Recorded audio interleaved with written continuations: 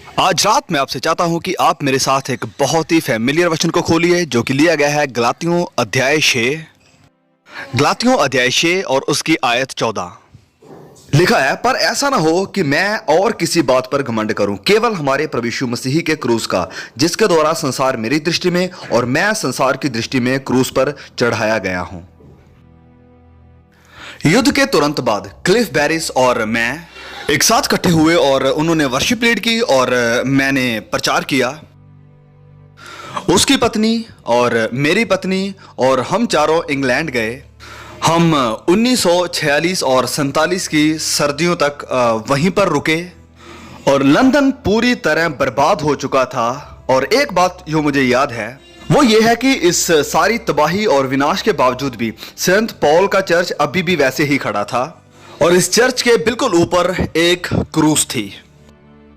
मुझे याद है कि जब कवंटरी चर्च बन रहा था, क्योंकि ये युद्ध के कारण गिरा दिया गया था, ये चर्च तकरीबन बन चुका था और एक बड़ी सलीब हेलीकॉप्टर के द्वारा उठाकर उस चर्च के ऊपर रखी गई। अब आप में से बहुत सारे लोग धार्मिक हैं, अपनी बाइबल के ऊपर आपने सलीब बनाई हुई है, आप अपने गलों में सलीब डालते हैं।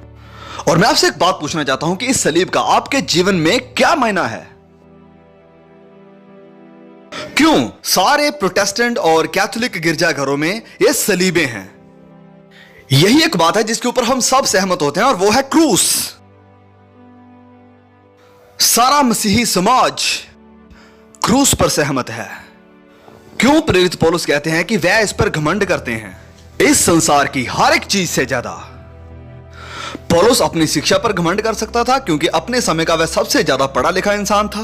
वह अपने धर्म पर घमंड कर सकता था क्योंकि वह बहुत धर्मी था। बहुत सारी भाषा बोलने पर वह घमंड कर सकता था क्योंकि वह बोल सकता था। रोमी नागरिकता होने पर वह घमंड कर सकता था, लेकिन उसने नहीं किया। और सलीब को छोड़ प्रभु यीशु मसीह की कोई और बातों पर वह घमंड कर सकता था।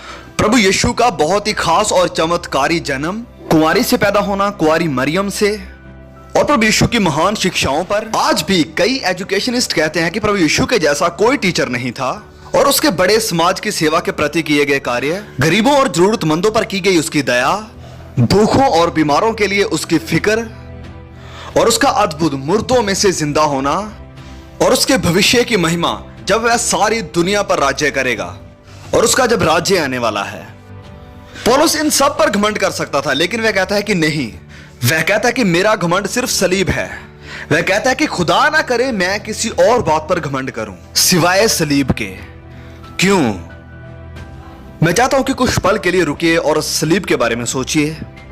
यह सारी सजाओं से ज्यादा भयानक थी क्योंकि अपराधी कई बार कई दिनों तक वहां पर लटका रहता था। कई दिन लगते थे उसे वहां मरने के लिए। और इस घटना में वह 3 लोगों को सलीब पर चढ़ा रहे थे, 2 चोर, हत्यारे, और उनके बीच प्रभु यीशु।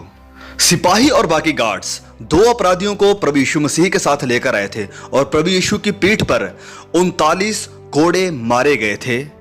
वह कोड़े लेदर के बने हुए थे और उनके आगे का हिस्सा स्टील लगा हुआ था, और एक कांटों का ताज यीशु के सर पर रखा गया और भारी सलीब उसकी पीठ पर रखी गई। और प्रोसेशन शुरू हुआ और यरूशलेम इकट्ठे हुए लोगों के साथ उस समय भरा हुआ था। और यह प्रोसेशन मेन गलियों से होकर गुजरा ताकि सब लोग देखें, उन अपराधियों को देखें जिन्होंने रोमी साम्राज्य के कानूनों को तोड़ा था और खुद सावधान रहें। एक बड़ी भीड़ उसका पीछा कर रही थी और प्रभु यीशु के कुछ दोस्त भी उसका पीछा कर रहे थे।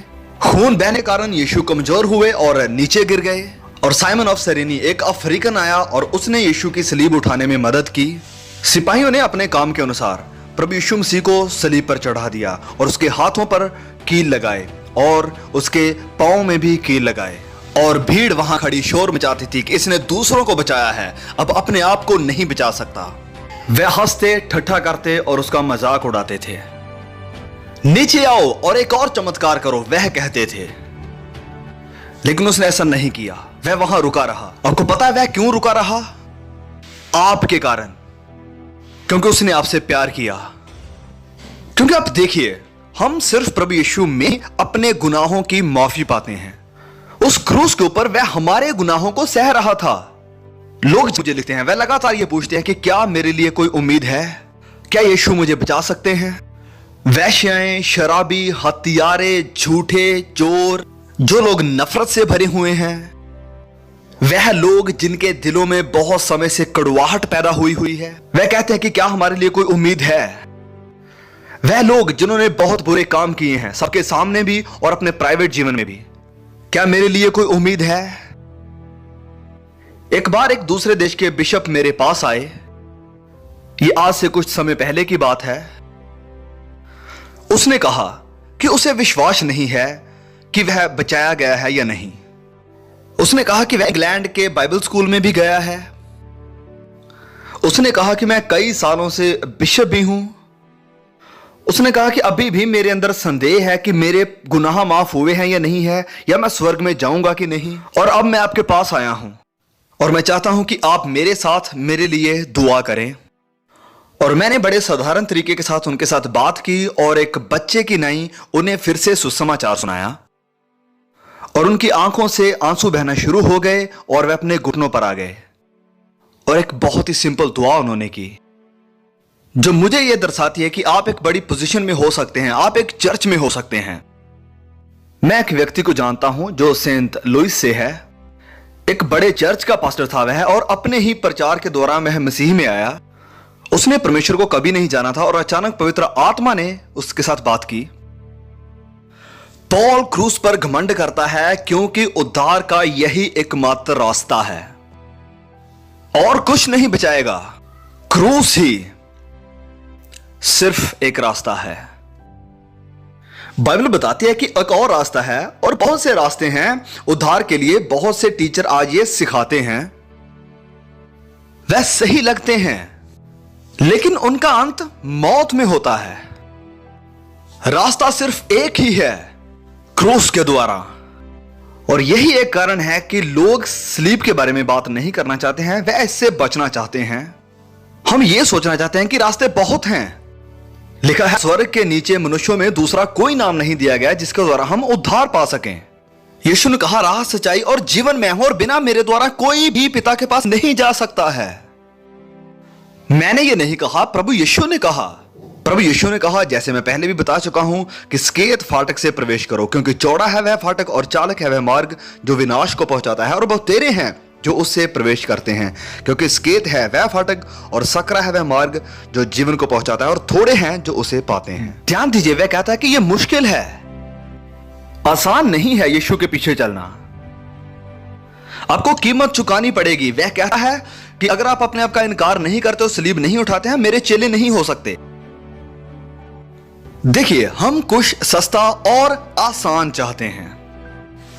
उसकी डिमांड्स बहुत ऊंची थी कि बहुत से लोगों ने उसके साथ जाने से इनकार कर दिया और पीछे हट गए और उससे दूर चले गए, क्योंकि वह एक भीड़ के सामने आया और कहा कि कीमत जानिए, कीमत को जानो।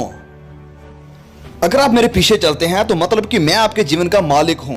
अगर आप मेरे पीछे चलते हैं तो इसका मतलब है कि आप मेरे स्टूडेंट, मेरे चेले बन गए हैं, और आपको मेरी आज्ञाओं का पालन करना होगा। आपको अपने पड़ोसी के साथ अपने जैसे प्यार करना होगा अगर आप मेरे पीछे चलना चाहते हैं। अगर आप मेरे पीछे चलना चाहते हैं तो आपको संसार की जरूरतों की फिक्र होनी चाहिए। अगर आप मेरे पीछे चलना चाहते हैं तो आपको सलीब उठाने के लिए तैयार होना होगा, क्योंकि मैं सलीब पर जाके मरने वाला हूं। इसका मतलब है कि आप तैयार हैं अपने घर जाने के लिए, अपने स्कूल जाने के लिए और अपने पड़ोस में जाने के लिए, और कहेंगे कि मैं प्रभु यीशु मसीह को मानता हूं। और होने दे कि वह आपके जीवन में मसीह को देखें। और यह आसान नहीं होगा। अगर आप ऐसा करेंगे तो मसीह आपके साथ होगा। वह नहीं कहता है कि हम अकेले मसीह जीवन व्यतीत करें, क्योंकि हम नहीं कर सकते हैं। मैं भी नहीं कर सकता हूं, मैं आपको बता रहा हूं। लेकिन मैं मसीह की सामर्थ्य से इस जीवन को जी सकता हूं अगर मैं उसे बुलाता हूं। और वह आत्मा के फल पैदा कर सकता है। वह मुझे प्यार, आनंद और शांति दे सकता है जो मैं संसार से कभी नहीं पा सकता।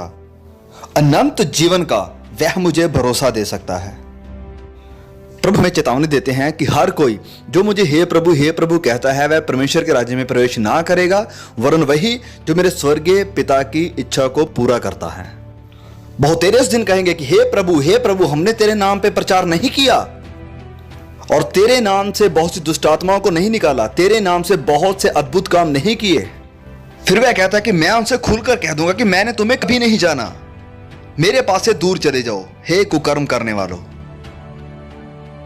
तो आप देखते हैं, आप एक चर्च में जा सकते हैं, आप एक अच्छे इंसान हो सकते हैं और शायद प्रभु यीशु को ना जाने। मैं बहुत से लोगों को जानता हूं जो बहुत अच्छा नैतिक जीवन गुजारते हैं और उनमें से बहुत सारे नास्तिक भी हैं। लेकिन एक वक्त आता है जब आप किसी जगह पर प्रभु यीशु को अपने जीवन में ग्रहण करते हैं। पौलुस सलीब पर घमंड करता है क्योंकि यह पाप की गहराई को बताती है और परमेश्वर के प्यार को दर्शाती है। तीसरा, क्योंकि उद्धार का यही एकमात्र रास्ता है। और चौथा, क्योंकि यह सलीब ही है जो एक जीवन को बदलाव देती है। एक बार जब आप सलीब के पास आ गए, आप पहले जैसे नहीं रहेंगे। जो कोई मसीह में है वह नई सृष्टि है, पुरानी बातें जाती रही, देखो वह सब नई हो गई हैं, परमेश्वर का वचन कहता है। मसीह के पास आने के बाद आप पहले जैसे नहीं रहेंगे। मुझे वह रात याद है जब मैं मसीह में आया था। मैं खड़ा हुआ तकरीबन 300 और लोगों के साथ, मैंने मसीह को अपना जीवन दिया और जब मैं वहां खड़ा था तो मैं एक मूर्ख की नहीं दिख रहा था।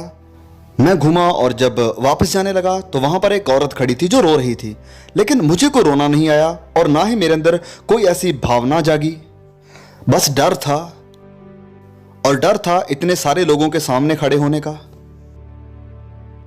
लेकिन उस रात मैं घर गया और चांद की बहुत रोशनी थी उस समय, और हम एक फार्म में रहते थे और मैं खेतों में देखने लगा और उन पेड़ों के बीचों बीच देखने लगा। और मुझे पता था कि उस रात मुझे कुछ हुआ है, लेकिन मुझे नहीं पता था क्या। अगर आप मुझे पूछते कि क्या हुआ तो मैं नहीं बता पाता। अब मैं जानता हूं।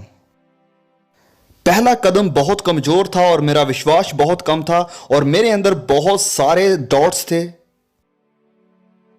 लेकिन खुदा का शुक्र है कि धीरे धीरे जैसे वक्त चलता गया, जो मेरे अंदर बदलाव शुरू हुआ, यह बहुत ही अद्भुत था और यह बहुत ही बड़ा था। और यह अभी भी हो रहा है और यह बढ़ रहा है और मैं अभी भी सीख रहा हूं। प्रतिदिन यह सही होता जा रहा है। और फिर पांचवां, ये सेवकाई के लिए एक प्रेरणा है। सेवकाई के लिए प्रेरणा। क्या आप यीशु को जानते हैं? यह सेवकाई के लिए एक प्रेरणा है। कहां से प्रेरणा मिलती है आपको? भूखों की और गरीबों की मदद करने के लिए। और फिर पौलुस सलीब पर घमंड इसलिए करता है क्योंकि भविष्य में आने वाले अनंत जीवन की यह गारंटी है। सलीब के बाद प्रभु यीशु जिंदा हुआ, परमेश्वर मसीह में होकर संसार के साथ अपना मेल मिलाप कर रहा था। और परमेश्वर का वचन हमें बताता है प्रकाशित वाक्य अध्याय 5 में कि उन्होंने नया गीत गाया कि तू इस पुस्तक को लेने और इसकी मोहरें खोलने के योग्य है, क्योंकि तूने वध होकर अपने लहू से हर एक कुल और भाषा और लोग और जाति के लोगों में से परमेश्वर के लिए लोगों को मोल लिया है और उन्हें हमारे परमेश्वर के लिए एक राज्य और याजक बनाया है और वे पृथ्वी पर राज्य करते हैं। हमारे पास कितना महिमामय भविष्य है क्रूस के कारण। आप कहेंगे कि मुझे क्या करना होगा? क्रूस के ऊपर प्रभु यीशु ने कीमत चुकाई है, वह मुर्दों में से जी उठा है। यह प्रमुख भाग है सुसमाचार का, जिसे हम अंजील कहते हैं। सुसमाचार यह है कि खुदा आपसे प्यार करता है और उसने अपने बेटे को आपके लिए दिया है। वो आपके गुनाहों को माफ करेगा और आपको अनंत जीवन देगा। आज रात, कल के लिए इंतजार नहीं करना है, आज ही। यह सुसमाचार है, लेकिन आपको इसे स्वीकार करना होगा। अब कैसे स्वीकार करेंगे? पहला, आप पश्चाताप करेंगे। इसका मतलब है कि आप मुड़ेंगे और अपनी सोच बदलेंगे। मतलब कि आप अपना मन बदलेंगे, अपना स्वभाव बदलेंगे और अपने जीने का तरीका बदलेंगे। मसीह को बुलाएं और उसे अपना जीवन कंट्रोल करने के लिए दे दें। यह है मन फिराना। परमेश्वर से कहना कि मैंने गुनाह किया है, प्लीज मुझे क्षमा कर दें। यह है पश्चाताप। और फिर विश्वास के साथ आपको मसीह यीशु को अपने जीवन में बुलाना है। विश्वास मतलब आप पूरी तरह प्रभु यीशु पर निर्भर हो जाते हैं। जैसे मैं स्टेज के सहारे खड़ा हूं और मेरा पूरा शरीर इसके ऊपर समर्पित है, निर्भर है, और अपना पूरा जीवन जो कुछ भी आपके पास है आप मसीह को समर्पित कर देते हैं। आपकी उम्मीद सिर्फ और सिर्फ मसीह में है। आपके उद्धार का, आपकी मुक्ति का सिर्फ और सिर्फ वही एकमात्र रास्ता बन जाता है।